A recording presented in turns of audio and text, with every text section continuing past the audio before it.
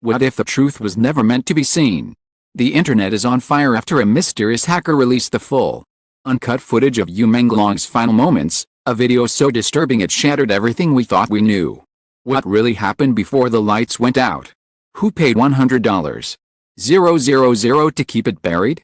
Join Red Carpet Revealed as we dive deep into the secrets, the lies, and the shocking truth behind the leaked video that's left the world speechless. What if the truth was never meant to be seen? That was the first line posted beneath the video link that set the internet on fire. No credits, no source, no watermark, just an encrypted file name and a string of coordinates that led to nowhere. Within minutes, the words began to spread across dark web threads and social platforms like a digital virus. The full footage is out. At first, few believed it. The idea seemed too grotesque, too cinematic to be real. But those who clicked the link described the same thing: a cold blue-lit room, a trembling shadow, and the unmistakable face of Menglong, frozen between fear and disbelief. It wasn't a movie scene. It wasn't a deep fake. It was something else. Something that should never have surfaced. By dawn, the clip had been mirrored, copied, and downloaded across every corner of the web. The authorities tried to shut it down, but it was too late. Once released, the truth lives forever online, mutating beyond control. What made it worse wasn't just the footage itself, it was the hacker's message pinned beneath it: "They lied to you all." He never wanted to disappear. The world didn't sleep that night. News outlets crashed. Fan communities spiraled into hysteria, and experts scrambled to verify the footage's authenticity. Yet even before they confirmed the timestamps, most people already believed. The trembling breaths, the dim echo of chains. His eyes darted towards something unseen behind the camera. It all felt too real to deny. 4 months before the leak, whispers had haunted the entertainment world. Menglong's sudden disappearance was explained away as mental exhaustion, a private retreat, a creative break. But no one had actually seen him. Not a photo, not a call, not a single live message. The studio deleted posts. Managers went silent, and his fanbase was left clinging to denial. Until that night, the hacker's upload shattered the illusion in less than 30 seconds. The first few frames of the video showed nothing but static: blue, red, blue again. Then the camera steadied. A breath. You're hunched forward in the corner, wrists bound. Hair was longer, unkempt, streaked with sweat. The voice that broke the silence wasn't his. It was low, mechanical, filtered. "Know why you're here," it said. The rest of that minute would be replayed, dissected, slowed down frame by millions. But before diving into the horror of that recording, the world needed to remember who Menglong had been. He was supposed to be untouchable, handsome, graceful, the kind of performer who never broke character, never cracked under pressure. His rise had been meteoric: web dramas, songs that topped the charts, interviews where he smiled, that signature soft smile that made fans describe him as light in human form. He was adored not just in his country but across Asia. A man built of poise, elegance, and mystery. And yet, behind the scenes, small fractures were beginning to appear. In the last few months before his disappearance, close colleagues described erratic behavior, late-night calls that ended abruptly, unexplained bruises hidden under long sleeves, and that haunting phrase he whispered to a stylist one evening: "They're watching me again." No one took it seriously. In the entertainment industry, paranoia comes free with fame. People assumed it was exhaustion or overwork. After all, the cameras never turned off. Everyone wanted a piece of him. Then came the final public appearance, a charity gala in Shanghai, streamed live to millions. He performed beautifully, smiling through the lights, his voice trembling just slightly. But near the end, during the applause, his eyes flickered towards something off stage. His expression froze, just for a heartbeat. Viewers thought it was stage nerves. But now, rewatching it with the leak in mind, it looked more like recognition, like fear. That night, after the gala, Menglong vanished. His driver claimed he dropped him off at the apartment complex at 11:47 p.m. Cameras at the entrance caught the car arriving, but not him stepping out. The next camera, positioned near the elevator, was mysteriously offline for maintenance. From that moment on, his trail dissolved. For weeks, fans flooded forums with theories. Some believed he had gone into hiding to escape industry pressure. Others whispered darker things: blackmail, political entanglements, secret recordings. None of it could be proven. Until the hacker surfaced. The hacker's first post appeared under the username Zero Protocol. The account had no history. No traceable origin. Just a cold manifesto pinned to the top. They killed the story, not the man. What you're about to see is truth they buried under golden silence. Cybersecurity teams tried to trace the IP. But the source jumped across continents within seconds: Vietnam, Sweden, Brazil. Then nowhere. Within hours. Post disappeared. But the file had already been downloaded thousands of times. The footage was encrypted. Accessible only through a password hidden within a line of code. It read, "Repeat 47." Fans later realized the number 47 matched the timestamp of Menglong's last known sighting. 11:47 p.m. The moment the first person decoded the file, the chaos began. The opening seconds of the video were dark, almost silent. Except for the rhythmic hum of machinery. The image flickered, focusing on a metal chair and a faint reflection in the window. Then a whisper, "Say it." The camera panned, revealing Menglong's face, bruised but conscious, trembling. His voice a broken whisper. "I didn't." The video cut out. Static. Then resumed again. That was all the world needed. By the time authorities confirmed the footage had not been tampered with, the damage was irreversible. News anchors struggled to speak through trembling voices. Entertainment networks went dark. And millions demanded answers. But none came. The official statement from the production company was sterile and cold. "The circulating video is part of an ongoing investigation. We ask the public to refrain from speculation." Speculation was all that remained. Digital forensic experts began to analyze the footage: light angles, compression artifacts, background noises. They found only deepened the nightmare. In one frame, reflected in the mirrored wall behind Menglong, was a second figure, motionless, faceless, but clearly human. When enhanced, could be seen on the sleeve, a crescent within a square. No one recognized it at first. Days later, anonymous insider from the studio sent an encrypted message to a journalist. "That's the mark of the control unit. It's real." The leak had cracked something far larger than a celebrity scandal. It hinted at an organized operation, people in power, manipulating, silencing, deleting evidence. And then the hacker reappeared. This time, through a live stream. Voice was disguised, distorted. But the message was unmistakable. He wasn't supposed to die. They made sure you'd never know why. "I saw it. I copied it. And I'm not done yet." Millions watched, stunned, as lines of encrypted code flashed across the screen behind him.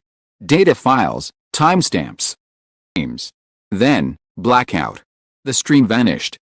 Forensic analysts who managed to capture fragments of that live stream said it contained something extraordinary: a compressed archive of messages exchanged between the studio's executives. Labeled Project Selenite. Fragments. One message stood out: "Terminate coverage. Keep the footage. Sell if necessary." The number beside the line, $100,000. That was the first time anyone realized the video had been traded, not leaked. Someone paid to own the truth, and the hacker had intercepted the transaction. Suddenly, everything made sense and nothing did. Buy something like that. And why would they pay so much just to hide it, or worse, to possess it privately? Meanwhile, the emotional toll on fans was immense.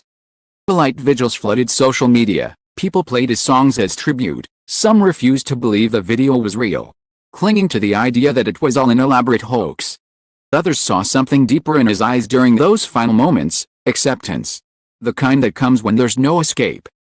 The end of that week, every trace of Menglong's official presence online, his verified accounts, his videos, even archived interviews, were systematically wiped. Search engines returned empty results. It was as if someone had erased him twice, once from the world, and once from memory.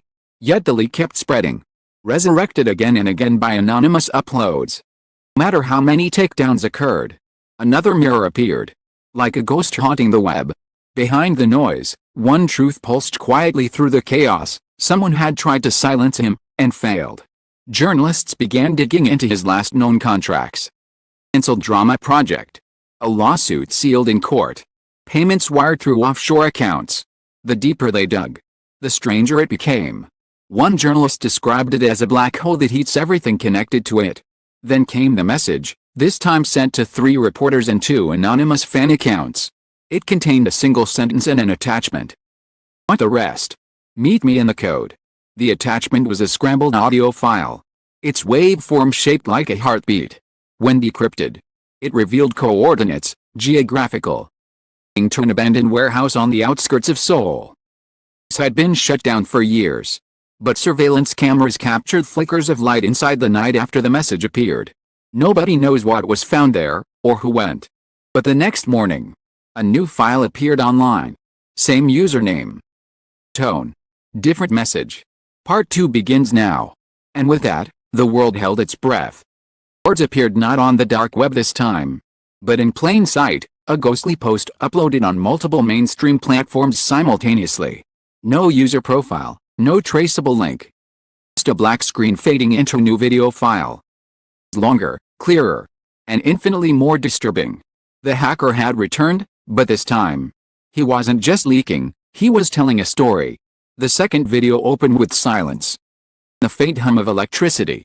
A timestamp blinked in the corner, 3 hours, 12 minutes, and 9 seconds. The footage flickered through static before revealing the same blue-lit room. The same metallic walls. But something was different now. The camera was fixed on the mirror, the same mirror that had once shown the shadow of a faceless figure. And then, slowly, a second reflection appeared. Him again. Menglong. His expression was hollow now. His movements sluggish, restrained. But his eyes, they weren't pleading anymore. They were focused. Defiant. Looked straight into the mirror. Straight at the viewer. As if he knew the world would one day see it. Then a voice, the same mechanical distortion as before, echoed from behind the camera. You admit your crime. A pause. You can't hide it forever. Menglong's lips moved, barely audible. A whisper buried in the static. For weeks, people online debated what he said. Claimed it was help me. Others swore they heard tell them. But one expert in digital forensics, isolating the audio, published a different interpretation. They're still recording. Hacker's second leak didn't end there. The footage shifted abruptly to scenes that no one could explain. Camera angles from outside the building, showing black vans arriving. People in masks carrying boxes. Cables running underground. Then, an entirely new sequence. Computer screens filled with encrypted folders labeled Selenite, Echo, and 0. Files scrolled past too fast to read. But the hacker had edited flashes of specific text, fragments of internal emails, payment confirmations, non-disclosure contracts. Enough to suggest that what happened to Menglong was not an accident. Not an isolated crime. Part of something orchestrated and monetized. The hacker's message appeared over the footage, typed in stark white against the dark background. He wasn't the first. That line shattered everything. Because until that moment, everyone believed the tragedy of Menglong was a single story, one man, one mystery, one betrayal. Now the world began to connect dots. Tracing missing artists, deleted archives, sudden scandals that ended careers overnight. Forums lit up with speculation that the entertainment world had a hidden layer, one where silence was sold, and truth was currency. The hacker's new upload became impossible to contain. It replicated faster than any algorithm could suppress it. Governments intervened. News channels blurred the footage, replaced it with static warnings. But the original kept returning, mirror after mirror, ghost after ghost. And then, for the first time, hacker spoke directly. In a distorted broadcast that hijacked multiple live streams across the world. His modulated voice said only one thing. Worshipped the lie. Now watch what they erased. The screen cut to black.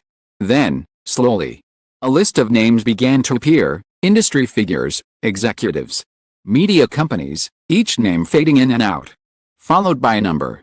The total sum at the bottom, $12,600,000. People thought it was the cost of production, or hush money, or some eternal ledger. But cyber investigators later confirmed the chilling truth. It was the cumulative amount paid to bury similar footage, recordings that never saw the light of day. And then, the most unexpected twist. Exactly 3:47 a.m. All the videos disappeared. Every copy. Every mirror link. The web went silent. For nearly 12 hours. People believed it was over, that the hacker had been caught, or that the system had finally shut him down. But at 3:47 p.m., synchronized across every major social media platform, a single image reappeared. It was a photograph. A still frame from the first leaked video, Menglong, sitting under the dim light, staring into the mirror.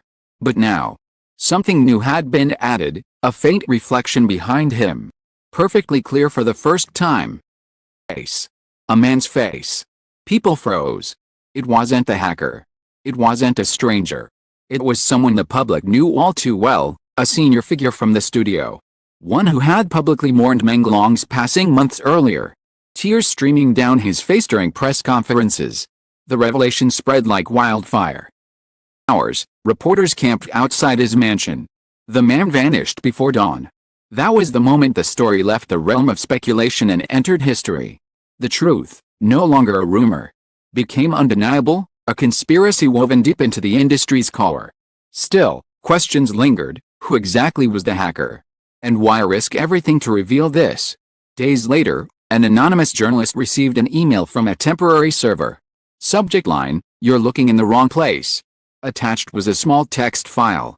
Its contents just a few words. "I was one of them. I recorded it." True, it meant the hacker wasn't an outsider. He had been inside the room. The following week, several media outlets reported mysterious power outages across data centers connected to the entertainment conglomerate involved. Databases wiped clean. Servers overheated and shut down. Files gone. Digital traces of the Selenite project vanished. All. A single backup remained, one the hacker had uploaded to a blockchain archive under public domain protection. It was impossible to erase without destroying the chain itself. In it were fragments, corrupted video stills, voice recordings, timestamps. To reconstruct the night piece by piece. What the public discovered through that reconstruction was more haunting than any thriller script. At exactly 3:15, a second person entered the room in the video. A confrontation followed, indistinct shouting. The scrape of metal. The camera tipping over. The frame went black for 6 seconds. When the image returned, Menglong was gone. It was empty. The next minute showed something inexplicable, a hand reaching into frame to turn off the camera. Not a man's hand. A woman's. Trembling. Ring on the middle finger. Zooming in. Analysts matched it to photos of one of the studio's top producers, someone who had resigned the week after his disappearance, citing health reasons. From that moment on, everything spiraled into chaos. Arrests. Denials, public meltdowns. But for every confession extracted, another contradiction appeared. Some claimed the footage had been staged as psychological torture, others said it was evidence of corporate ritual abuse. The hacker released no further comment. Or they vanished again. And yet, the story refused to die. Because even as the authorities declared the case closed, people kept finding new fragments, encrypted messages hidden inside the leaked video's code. One fan decrypted a sequence of hexadecimal values and found a final, chilling phrase embedded in the data. Sleeps, but never dies. It became a slogan, printed on t-shirts, whispered in protests, spray painted on the walls of film studios. It wasn't just about Menglong anymore. It had become a symbol for every voice silenced, every story buried, every truth edited out of existence. Months later, a documentary filmmaker traced the origins of the hack to an abandoned facility in Singapore. There, on a wall covered in dust and cables, they found graffiti scrawled in red ink. Repeat 47. No one knows who wrote it. No one ever found the hacker. But the footage that started everything, remains accessible in fragmented form across encrypted networks. Those who've seen it say it changes every time, as if alive, reshaping itself depending on who watches. Perhaps that's how truth survives now, not as a static fact, but as a living echo, refusing to be forgotten. The world moved on, at least publicly. New stars rose. The industry resumed its glittering facade. Official reports called the event an unfortunate digital hoax. Yet beneath the surface, a quiet distrust lingered. Every live performance, every televised moment, every carefully edited smile felt slightly off. The audience could sense something artificial humming behind the lights. And sometimes, When the broadcast signal flickers, just for a second, people swear they see his face again. Not on screen. In the reflection behind it. They called it a tragedy. A scandal, a mystery. But to those who followed the story to its end, it became something more, a mirror held up to power. Showing what the world is willing to ignore for comfort. The hacker's final known transmission, discovered months later on an inactive server, contained one short message addressed to the public. You watched him die. Now watch yourselves. Then, beneath that, a final attachment, a text file named FileMirror.txt. Inside, only one sentence remained. The truth was never meant to be hidden. You just weren't meant to see it this clearly. The file auto-deleted after opening. To this day, no one has been able to replicate it. No one knows where the hacker is. Some say he disappeared into the same void that swallowed you, Menglong. Others believe he's still out there, watching. Waiting for the next lie big enough to expose. But one thing remains undeniable, that night changed everything. The line between reality and illusion collapsed. And the world, once content to be entertained, to question the screen itself. Because after seeing what was never meant to be seen, no one can ever look away again. Screens went black. The truth stayed burning. The story of Yu Menglong is no longer just a headline, it's a wound the internet refuses to let heal. Every few months, someone finds another piece, a corrupted image, a missing log file, whisper in the code. And every time it happens, the wound opens again, raw and glowing, as if reminding the world that silence was never meant to last. We may never know who leaked the footage, who paid for it, or what truths were buried under contracts and cameras. Maybe it doesn't matter anymore. What matters is what it revealed, not just about one man's final moments, but about us. About the eyes that watched, that spread it, the hearts that trembled but couldn't look away. The hacker disappeared, but his message stayed. Truth sleeps, but never dies. And maybe that's the real legacy, a digital ghost haunting every screen, every feed, every headline that dares to shine too brightly before fading into silence. Because truth, once released, doesn't vanish. It lingers. It changes form. It becomes memory, myth, and warning all at once. So, as the lights dim and the noise fades, remember him not for the horror of his final hours, but for what his story exposed, a reflection too sharp to forget. For every story hidden, there will always be one that escapes. For every silence imposed, one voice will rise through the static. And for every lie that burns bright enough to blind, there will always come a night when the truth begins to flicker, faint, trembling, but unstoppable. Because somewhere, behind every darkened screen, someone is still watching. Someone is still listening. Someone is still recording. And they're waiting for the next secret the world tries to bury. Thank you to those who refuse to look away. To the ones who still believe that truth, no matter how painful, deserves to be seen. And to Yu Menglong, the name they tried to erase, but never could. The footage may end, but the reflection remains.